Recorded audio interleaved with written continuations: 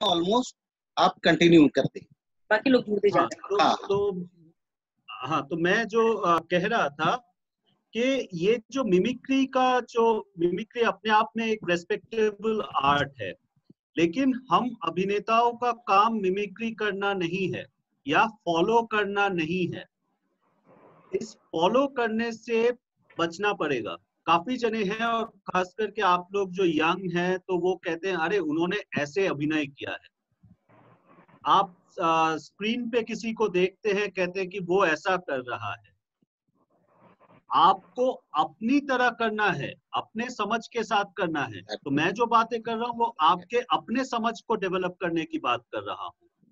बहुत आसान है कि मिमिक्री करके टिकटॉक में या कहीं पे भी बहुत सारे व्यूज मिलना, लेकिन मैं जो बात कर रहा हूँ वो सस्टेनेबिलिटी की बात है। हर एक्टर को ये सोचना पड़ेगा कि 10 साल बाद वो आज की बात भूल जाइए। आप आज सीखने की बारी है। सुनाई दे रहा है अजहर भाई? हाँ जी सर, आवाज आ रही है सर। हाँ, तो 10 साल बाद आप कहाँ पे होंगे, और जो आज अपना नींव रखेंगे उसी के बेसिस पे 10 साल बाद आप पहुंचेंगे कहीं पे भी। तो ये जो बातें हैं, मैं इंस्टिंक्ट की बात कर रहा था। तो क्या आपका इंस्टिंक्ट ये कहता है कि क्या क्रिएट करो? तो हम क्रिएशन पे आते हैं, क्योंकि हम विश्वास करते हैं कि एक आर्टिस्ट को क्रिएट करना चाहिए। तो जब हम क्रिएट करेंगे तो एज एन एक्टर सबसे पहले क्या डेवलप करेंगे? तो हमने सेंसेस की बात की। तो सेंसेस को रीच करने के लिए या फिर बहुत ज्यादा अटेंटिव होने के लिए आपके लिए क्या जरूरी है? आपको पहले ये समझना पड़ेगा कि जब हम इंस्टिंक्ट की बात करते हैं तो सबसे पहले एक एक्टर को अपने रॉ फॉर्म में जाना पड़ेगा, जहां पे उस पे कोई सामाजिक प्रभाव नहीं है। क्योंकि सामाजिक प्रभाव दिमाग पे एक करके इतने सालों में काफी लेयर्स आपके डाल चुके हैं, जहां पे अगर कल को गिरीश कर्नाड कुछ कहते हैं या फिर अजहर भाई कुछ कहते हैं या कोई भी नाट्यकार कोई कुछ कहता है, उसका प्रभाव या उसको आकलन करने की क्षमता आप में नहीं रहेगी एज एन एक्टर, क्योंकि ऑलरेडी इतने लेयर्स आप चढ़ा चुके हैं। तो हम इंस्टिंक्ट पे जब जाते हैं तो हमें पहले जाना पड़ेगा प्रिमिटिव स्टेज पे, जहां पे हम देखते हैं उन पशुओं को जिनके ऊपर शायद समाज का एक लेयर नहीं है। तो हम कहते हैं बात एनिमल इंस्टिंक्ट की। आपको जब मैं कह रहा हूं ऑब्जर्व करिए, बाद में आएगा ह्यूमन को ऑब्जर्व करना। शुरू करिए पशुओं को ऑब्जर्व करने से। शुरू करिए, आप जितने भी पशु हैं, जितने भी पक्षी हैं, जितने भी नेचर में जो है, उनको आप ऑब्जर्व करना शुरू करिए। क्यों वो उस तरीके से बिहेव कर रहे हैं, क्या चाहिए? क्योंकि जो रॉ इंस्टिंक्ट है वो एनिमल इंस्टिंक्ट है। Man is a social animal. तो ये जो सोशल जो शब्द है, इसको अगर हम हटा दे तो एनिमल जो है वो मैन इज एन एनिमल, ये बहुत महत्वपूर्ण हो जाता है किसी भी एक्टर के लिए। Man is an animal. जब हम कहते हैं सोशल एनिमल, तो हमें सोसाइटी की व्याख्या करनी जरूरत पड़ जाती है। और जब आप अलग अलग नाटक पढ़ते हैं तो अलग अलग तरह के सोसाइटीज की व्याख्या उसमें होती है। लेकिन उससे पहले न्यूट्रलाइज करने के लिए आपको बेसिक पे जाना पड़ेगा, प्रिमिटिव स्टेज पे जाना पड़ेगा, जहां पे आपको ऑब्जर्व करना है एनिमल इंस्टिंक्ट क्या है, पशु क्या है, वो क्या करता है, वो क्या सोचता होगा। वहीं से धीरे धीरे फिर एक नाटक का या कहानी का या कविता का लेयर आप चढ़ाते जाएंगे उसके बाद। लेकिन ये न्यूट्रलाइज करके उस जगह पे पहुंचना बहुत जरूरी है। अगर आप 7 जो फेमस ग्लोबल मूवमेंट्स है थिएटर के वो ले लें, तो उसमें अगर आप बहुत सारे मूवमेंट्स को देखें तो वो एनिमल मूवमेंट्स पे ही बेस्ड है। जो कि भारत में अगर आप छाऊ ले लें तो छाऊ में भी एनिमल मूवमेंट्स बहुत इम्पोर्टेंट है। जापान में तादाशी सुजुकी अगर आप ले ले तो उसमें एनिमल मूवमेंट्स के बेसिस पे ही है, एनिमल इंस्टिंक्ट पे काम किया जाता है। और एक बहुत इम्पोर्टेंट बात ये है कि अगर जो मैं इमोशंस की बात कर रहा था, अगर आप बेसिक जाए और उस इमोशन को आप निकाल के लाने की कोशिश करें, तो आप देखेंगे एक छाऊ का जो डांसर होता है या परफॉर्मर होता है, वो अगर पूरे मुंह पे मास्क भी पहना हुआ है, लेकिन हमें उसके हाव भाव से पता चलता है कि वो गुस्से में है या वो खुशी में है या कैसा है। उसको फेशियल एक्सप्रेशन की जरूरत नहीं होती है, हर एक अंग उसका और हर एक अंग एक्टर का अभिनय करना चाहिए। हमारी ये गलत फहमी है कि हम सिर्फ चेहरे से एक्सप्रेशन दें, लेकिन ये अपने आप में अब कोई भी मूवमेंट ले ले, तदाशी सुजुकी, अलेक्जेंडर्स टेक्निक, इन सब में यही कहा जाता है कि पूरा शरीर आपका अभिनय करेगा, पूरा शरीर आपका अभिनय करेगा और तभी आप आगे जाके जो फाइन एक्टिंग होती है उसकी समझ आएगी। एक फोटोग्राफ एक कहानी कह देती है, हमारे लिए तो एक एडवांटेज है कि हमारा पूरा शरीर मूव करता है। एक फ्रेम में बंधा हुआ एक फोटोग्राफ अगर कहानी कह सकती है तो हमारे पास पॉसिबिलिटीज कितनी है।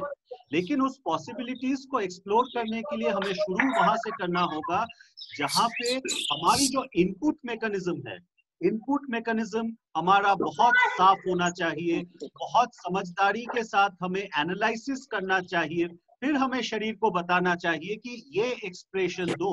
और मैं कह रहा हूँ शरीर को, फेस को नहीं, क्योंकि एक्सप्रेशन को हम फेस से जोड़ते हैं, एक्सप्रेशन को सिर्फ फेस से मत जोड़िए।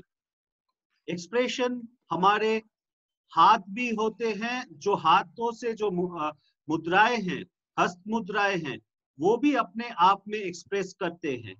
हमारे पाँव के थाप भी अपने आप एक्सप्रेस करते हैं। तो पूरे शरीर के थ्रू जो एक्सप्रेस करेंगे वो आपका ब्रेन ही कहेगा। और उसके लिए बहुत जरूरी है कि आप जो कर रहे हैं, जो सोच रहे हैं, जो सुन रहे हैं, उसमें बदलाव लाइए। क्या है, एक रंग आप अगर आप देखते हैं कितने मायने निकल तो वो जरूरी है। एज एन एक्टर क्या आप समझते हैं कि नीले रंग का कुर्ता ही क्यों नहीं हरा? ये सोचने की जरूरत होती है एक एक्टर। और जब आप सोचेंगे और जब आप देखेंगे कि हाँ नीले में कहीं ना कहीं स्ट्राइप्स हैं जो व्हाइट कलर के हैं, वो कुछ और कहती होगी, तब आप एक्सप्लोर करना शुरू करते हैं कितने लेयर्स हो सकते हैं। कोई सवाल है इस बारे में? कोई सवाल है तो आप पूछ सकते हैं। নীলদা, हाँ নীলদা, জাপানের আর্ট ফর্মের নামটা একটু স্পষ্ট করবেন। কোনটা? জাপানের যে আর্ট ফর্মটা, মানে তাদাশি সুজুকি। আমি তাদাশি সুজুকির কথা বলেছিলাম, আমি কাবুকির কথাও বলেছিলাম। ঠিক আছে, ঠিক আছে। হ্যাঁ, तादाशी सुजुकीर जेटा मूवमेंट, ओनार निजेर स्टूडियो আছে, उनका अपना स्टूडियो है, उन्होंने अपने आप डेवलप किया है, पर वो बहुत ज्यादा एनिमल मूवमेंट्स के साथ रिलेटेड है। उसी तरह अगर आप लेकॉक या फिर किसी और का भी अध्ययन करें तो वही में आपको मिलेगा कि बेसिक जो इंस्टिंक्ट्स हैं हमारे, उस पे बहुत ज्यादा जोर दिया जाता है, इसी वजह से कि वहीं से आपकी शुरुआत होती है। जहां पे सोशल लेयर्स आपके ऊपर नहीं है। दूसरे किसी सोसाइटी का अध्ययन करने के लिए आप कंपैरिजन में बाद में जाएंगे कि आपके सोसाइटी के साथ उस सोसाइटी का कंपैरिजन क्या है। उससे पहले आपको उस सोसाइटी के बारे में पूरा अध्ययन करना पड़ेगा, अपने सोसाइटी को दिमाग से हटा के। और यही होता है स्क्रिप्ट पढ़ते हुए, नाटक पढ़ते हुए, नाटक समझते हुए भी। कंपैरिजन में बाद में जाएंगे, कंपैरेटिव एनालिसिस बाद में होता है। उससे पहले उसका जब अध्ययन करेंगे, एक एक्टर को न्यूट्रलाइज होना है। तो ये जो प्रोसेस है, उससे आप पहले तो अपने आप को जो समाज में आप है, जहां पे आप बड़े हुए, उन प्लेयर को हटाइए। जरूरी है उनके लेयर्स को हटाना। फिर वो लेयर्स आपके सबकॉन्शियस माइंड में हैं, उसको बाद में जब आप कंपैरेटिव एनालिसिस के लिए लाएंगे तब अपने आप आ जाएगा वो। लेकिन पहले एक नए, आप अगर अर्जेंटीना कोई नाटक रहे हैं या फिर चिली का कोई नाटक पढ़ रहे हैं, तो वहां के समाज को समझना जरूरी है। और बार बार आपका अपना जो आप जिस तरीके से ग्रो किए हैं, आपने जिया है, वो बार बार आता जाए, तो वहां का जो है उसको समझने में आपको मुश्किल होगी। आप समझ रहे हैं बात को? तो ये बहुत जरूरी है। और एज एन एक्टर भी, जैसे शायद अभीक ने कहा था कि वो एक तरह का ना हो, तो एक तरह का इसीलिए तो होता है कि एक हमारी कुछ आदतें बन जाती है और हम एक लिमिटेड लाइब्रेरी से किताब उठाते हैं और उन किताब को हम बार बार पढ़ते हुए, उसी का एनालिसिस करते हुए, उसको कभी इधर डालते हैं, कभी उधर डालते हैं। तो अपने लाइब्रेरी को बढ़ाना पड़ेगा। और अपने लाइब्रेरी को बढ़ाने के लिए इमोशनल रेफरेंसेस लीजिए rather than incidental references. Incidental references human life में बहुत कम होते हैं। हम में से बहुत जने ऐसे हैं जिनके जिंदगी में बहुत कुछ नहीं हुआ, लेकिन लिटरेचर जो है वो इतने हजारों से डाल है कि उसमें इतने रेफरेंसेस हैं जिसको हम अगर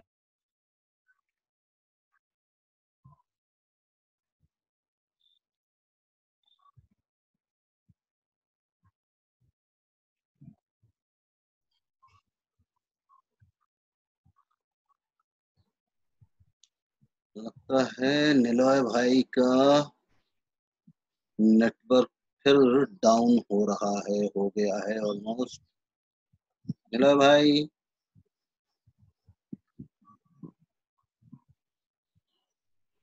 हमारा भाई सही तो काम कर रहा है। ऑफ हो गए क्या निलय भाई? कहाँ पे? ठीक है निलय भाई।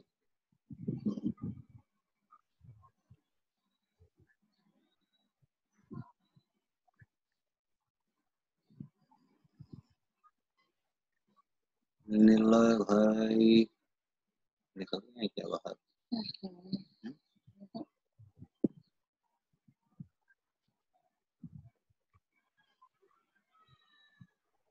निलय भाई कहाँ हैं? और ऑफ हो गए लगता है शायद।